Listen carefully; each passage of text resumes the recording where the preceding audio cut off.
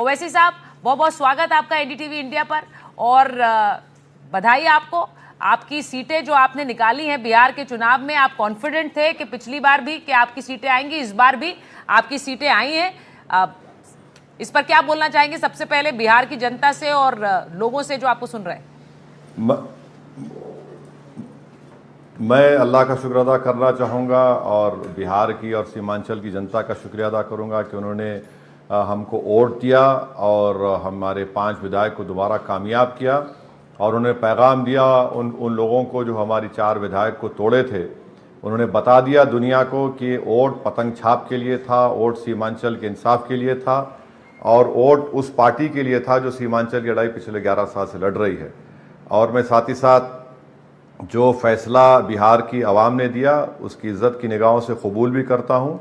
और नीतीश कुमार को बिहार की आवाम ने मैंडेट दिया है, हम एक कंस्ट्रक्टिव अपोजिशन का और कंस्ट्रक्टिव कोऑपरेशन से करेंगे और उम्मीद करेंगे कि जहां बिहार की विकास की बात नीतीश कुमार करते हो, सबसे पहले सीमांचल से इंसाफ करेंगे और सीमांचल के हालात को बदलने की कोशिश करेंगे। और हम भी सीमांचल के लड़ते आएंगे और गवर्नमेंट से हम नुमाइंदगी भी करेंगे इस बारे में। ओवैसी साहब, आप नीतीश कुमार को बधाई दे रहे हैं, लेकिन जिन्होंने आपके विधायकों को तोड़ा, मतलब मैं आरजेडी की बात कर रही हूं, आपने उसका जिक्र भी किया, उनकी इतनी बुरी हार के पीछे कारण क्या देखते हैं आप? अब मैडम, मैं तो कोई साइकोलॉजिस्ट नहीं हूं, ना एक सियासत का छोटा मोटा तालिब इल्म स्टूडेंट हूं। अब ये उनको करना चाहिए अपना इंट्रोस्पेक्शन। नहीं, नेता बड़े हैं मैडम, मैं इतना बड़ा नहीं हूं कि इनको बोलूं कि क्या हो रहा है। और मेरी आदत नहीं है किसी घर में झांक कर देखने की। वो कमजोर हो रहे हैं तो फिर उन्होंने आपके घर में, उन्होंने आपके घर पर हमला किया था, आपके विधायक पिछली बार ले गए थे, इसीलिए पूछ रही हूँ। अब इस बार तो उतने नंबर भी नहीं आए हैं कि वो विधायकों को अपनी तरफ खींच सके। देखिए मैडम, उन्होंने जो कोशिश की वो इनको महंगा पड़ गया। बिहार की जनता ने पतंग छाप को अपना मान लिया है, सीमांचल जनता ने। और मैं इस मौके पर एक इजहार असफी साहब को, एमएलए को तोड़ा था कुचा दामन से, उनको टिकट नहीं दिया। मैं उनका शुक्रिया अदा करूंगा। मैं उनके घर गया था, उनके गुड्डू बाबू, उनके बेटे ने, सबने काम किया और हम कोशिश करते रहेंगे। अब सीमांचल के घर घर तक हमारा पैगाम पहुंच चुका है, हमारे पर जिम्मेदारी है बहुत बड़ी, हम उसको पूरा करने की पूरी भरपूर कोशिश करेंगे। अब ये लोग जो घर में कूद के ये सब काम करे, वो खुद अपने घर में जो कोहराम मचा है, अब उसको उनको देखना पड़ेगा। पर ओवैसी साहब, लोग कह रहे हैं कि भाई महागठबंधन का हिस्सा बन जाते तो कम से कम उनके लिए अच्छा रहता, कुछ और सीटें निकल आती। आप चाह भी रहे थे, एक पेशकश भी की गई थी, लेकिन वो हुआ नहीं। देखिए, हुआ ये कि बिहार के मुस्लिम इंटेलेक्चुअल स्कॉलर्स, उलेमा, मशाइखीन ने अख्तर उल ईमान साहब से कहा कि ओवैसी नहीं चाहता अलायंस करना गठबंधन से। तो हमने कहा कि अख्तर भाई, ये जो लिख दें कागज़ पर उस पर आप दस्तखत कर दीजिए। और हमने कहा कि हमको आप 6 सीट दे दीजिए, 5 तो हम जीते, एक बाई इलेक्शन जीते थे। सीमांचल डेवलपमेंट काउंसिल बनाइए, मंत्री अगर सत्ता में आते मंत्री पोस्ट मत दीजिए, अब और क्या करेंगे। हमने सब चीज कोशिश कर ली। हमने तो बता दिया बिहार की जनता को और देश की जनता को कौन बीजेपी को रोकना चाहता था और कौन बीजेपी को आज कामयाब कर दिया है। इसमें हमारे को जो करना था हमने किया है। हम तो एक पॉलिटिकल पार्टी, हमको चुनाव लड़ना है और हम कोशिश करते रहेंगे। हमारा मानना यह है कि बिहार हो या देश हो, हर कास्ट का, हर समुदाय का एक पॉलिटिकल उनका एम्पावरमेंट है, उनकी पॉलिटिकल लीडरशिप है इस देश में। और बिहार में अगर किसी समुदाय की या कास्ट की लीडरशिप नहीं है तो अल्पसंख्यक समाज मुसलमानों की नहीं है। और इसी वजह से उनसे नाइंसाफ़ी होती है, इसी वजह से उनसे डिस्क्रिमिनेशन होता है, उनका इस्तेसाल होता है। वो सिर्फ वोटर बन के रह गए, वो शहरी कहाँ बने, वो सिटीजन विद राइट्स नहीं बने। तो ये कोशिश एमआईएम कर रही है। ये पार्टीज ये चाहते हैं कि हम दरी बिछाएं, अपने ख्वाबों को, अपने बच्चों के मुस्तकबिल को तबाह करके इनको सत्ता दिलाएं, तो नहीं हो पाएगा ना वो। तो नहीं, तो अभी भी क्या दरी बिछाएंगे?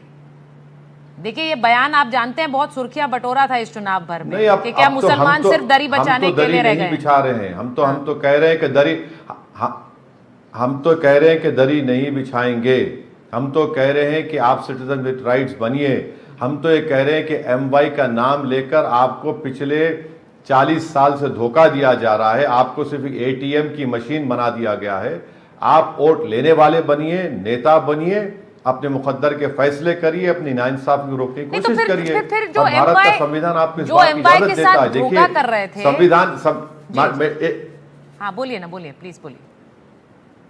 जी बोलिए बोलिए, क्या है बोलिए। मैं कह रही थी जो एमवाई के साथ धोखा कर रहे थे, फिर आप उनके साथ गठबंधन क्यों करना चाह रहे थे?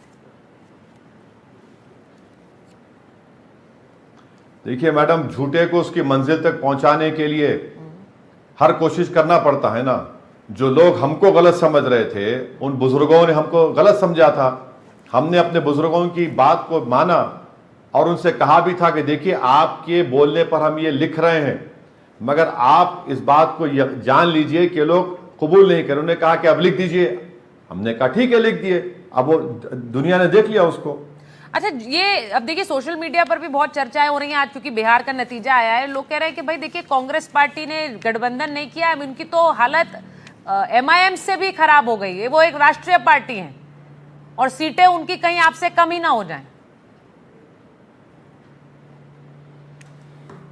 अब मैडम वो उस पार्टी को सोचना चाहिए। मैं किसी और पार्टी के इस तरह की हालत पर मैं कुछ नहीं कहूँगा, मगर एक बात आपको बताना ज़रूरी समझता हूँ कि हैदराबाद में जुबली हिल्स के बाई इलेक्शन में यहाँ पर नवीन यादव की बहुत बड़ी कामयाबी हुई है।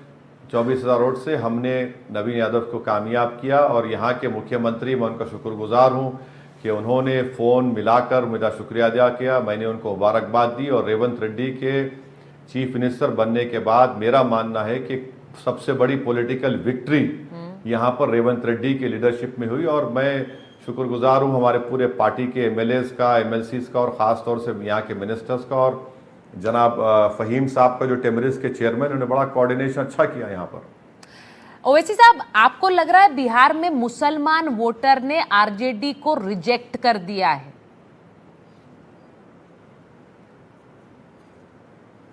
अल्लाह करे कि मेरी ज़िंदगी में हो जाए हर जगह पर, ताकि ये जो लोग जो सिर्फ एमवाई की बात करते हैं, हमको सिर्फ वोटर बना के रख दिए और ये समझते हैं कि उनके वालिद को, उनकी माता को सीएम बनाया तो बेटे को बनाएंगे, उसके बाद उनके बेटे को बनाएंगे। तो ये सिलसिला रुकना चाहिए। देखिए, हम तो उम्मीद लगा के बैठे हैं कि चाहे बिहार हो, यूपी हो, पूरा देश हो, हर मुसलमान को ये देखना चाहिए कि दूसरे समुदाय जो है, वो कास्ट जो है, वो कैसे अपनी पॉलिटिकल लीडरशिप को बनाते हैं। एमआईएम को वोट करके हम बनाने में कौन सा सर आसमान गिरने वाला है। आप देखिए जितने मुसलमानों ने बड़ी तादाद में वोट दिया है, क्या ये बीजेपी को रोक पाए, एनडीए को रोक पाए? ये तो ऑल्टरनेटिव आप हैं। जहां जहां एमवाई समीकरण थे वहां पर ऑल्टरनेटिव असदुद्दीन ओवैसी हैं, एमआईएम। देखिए अगर आपको ये लैला पसंद नहीं है तो आप आगे बढ़िए, मुझे कोई एतराज नहीं है। मैं आपके पीछे काम करने तैयार हूं। मेरा मकसद को हासिल करना वो हमारे लिए इंपॉर्टेंट है। आप आगे आइए ना। आप आगे आते, मगर आप जो आगे बढ़ रहा है उसको रोकते हैं, आप उसको आप गाली देते हैं, झूठे इल्जाम लगाते हैं। अरे भाई, आप अगर मोहब्बत करने का दावा करते हैं तो खुदा के लिए मैदान में आइए ना, मैदान अमल में आइए। नहीं तो मुझे और हालात को बदलिए, सीमांचल को बदलिए। मुझे मैडम एक आखिरी बात आप सुन लीजिए। चुनाव से पहले राजद क्या कह रही थी? सरकार बनाना है, सरकार बनाना है। हमने खड़े होकर कहा कि याद रखो, सरकार बदलने से हालात नहीं बदलेंगे। सीमांचल को बदलना है तो एमआईएम को कामयाब करो। सरकार बदलने की बात की, आप तो अपने विधायक को नहीं जिता पाए। कब से सरकार बदल रहे हैं? लालू जी से सरकार बदल रहे हैं। मुझे ये बताइए, राबड़ी देवी सरकार बदल रहे हैं। मुझे ये बताइए, अब अगला पड़ाव बंगाल है, तो बंगाल में हालात कैसे बदलेंगे? देखिए, आज की तारीख में तो हमको कामयाबी मिली, हम अल्लाह का शुक्र अदा कर रहे हैं। सीमांचल की, बिहार का जनता का। हमारे बास कैंडिडेट्स बहादुरगंज के हसनैन साहब, आदिल हसन को 350 वोट से कामयाबी नहीं मिली बलरामपुर से। तो हम जाकर उनके गम को कम करेंगे, उनको दिलासा देंगे, उनको हौसला देंगे। उसके बाद सोचेंगे आगे के प्रोग्राम के बारे में। नहीं, क्योंकि बंगाल अब अगला पड़ाव है। आज प्रधानमंत्री ने कह दिया अब गंगा जो है वो बिहार से होकर बंगाल जाती है। बंगाल नेक्स्ट टारगेट है आपके लिए। तो आप मुझे बताइए, बंगाल में आप चाहेंगे एनडीए को हटाने के लिए किसी तरह का कोई गठबंधन बनाना, या एमआईएम पूरी फोर्स के साथ अकेले जाएगी? जरूरी नहीं है कि प्रधानमंत्री ये जरूरी नहीं है कि प्रधानमंत्री जो रास्ता दिखा रहे हैं उस पर चलेंगे। हम अपना रास्ता तय करेंगे, हम अपना फैसला करेंगे। वो और अकेले वक्त आने रास्ता पर होगा, बताएंगे। उसमें मगर कोई यूपी साथी में नहीं तो होगा, जाएंगे। वो कोई रास्ता नहीं होगा बंगाल में अकेले। उत्तर प्रदेश में तो जाएंगे, उत्तर प्रदेश में दरी नहीं बिछाएंगे। उत्तर प्रदेश में MY PDA का ये सब झूठ बातें करते हैं ना, उनको उनके खिलाफ जाएंगे, आप निश्चिंत रहिए। अच्छा, अखिलेश और यादव जो झूठ बोल रहे हैं। आकर यहाँ पर बकवास उन्होंने की, उसका नतीजा देख लिए। ठीक है, अखिलेश यादव आप कह रहे हैं PDA का झूठ फैला रहे हैं। अब आप यूपी में अकेले जाएंगे, बंगाल में अकेले जाएंगे, बस ये बता दीजिए। यूपी में हम हमारी बहन पल्लवी पटेल के साथ हैं। हम उम्मीद करते हैं कि चंद्रशेखर आजाद, रावण, स्वामी प्रसाद मौर्य, हम सब मिलकर कोशिश करें तो इससे विकल्प स्ट्रांग होगा। मगर कितना होगा नहीं होगा, मगर जहां तक हमारी पार्टी का सवाल है, हम हमारी बहन पल्लवी पटेल के साथ हैं। हम लोग तो कोशिश कर रहे हैं और इंशाल्लाह हमको यकीन है कि अच्छा परफॉर्मेंस होगा यूपी में।